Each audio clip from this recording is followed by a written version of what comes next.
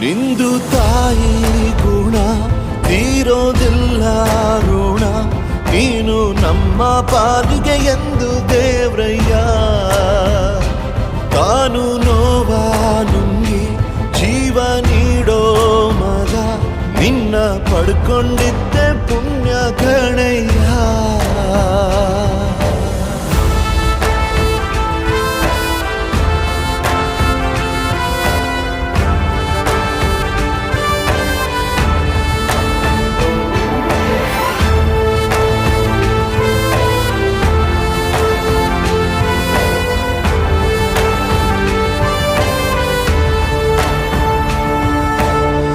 ಅನ್ನ ಕೊಡೋ ಭೂಮಿನು ಹೊಗಳುತ್ತಿದೆ ನಿನ್ನನ್ನು, ಊರನ್ನೇ ಬೆಳಗೋ ವಜ್ರ ನೀನು.